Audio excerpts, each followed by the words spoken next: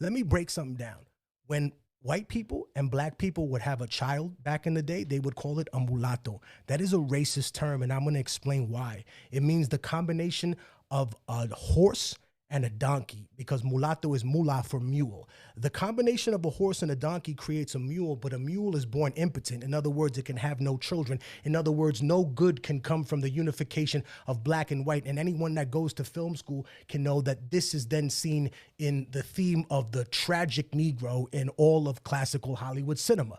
What we have to recognize is that term also exists for our people. It's called mestizo, right? And we have way too many white mestizos that identify more with Spain and Spaniardness than they ever do with the actual brown that makes them any part of what they are. If you didn't have that in there, then you would look like the people from Spain who are blonde, blue-eye, walking around like that.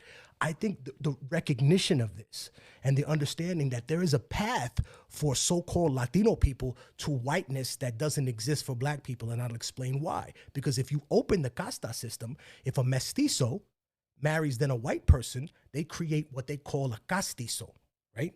A castizo then marries a white person, and there's less than 1/16 of indigenous blood. That person is considered white by law in the 1700s, and 1800s in Latin America. Say that one more time. I'm telling you, if a castizo marries a white person or married a white person, and now I'm going to get the fools that say, oh, this is ancient history. Well, it's not, because in Latin America, Barack Obama and someone of that color is not considered black. You can ask my Dominican friends. They'll say, oh, no, he's trigueño. Oh, he's un indio oscuro. Right, because you want to be anything but the lowest thing on the casta system, which is an indio or a black person. And the reality is that keeping those two individuals fighting each other is the only way that Europeans gain supremacy in the New World. Without that, they wouldn't have it.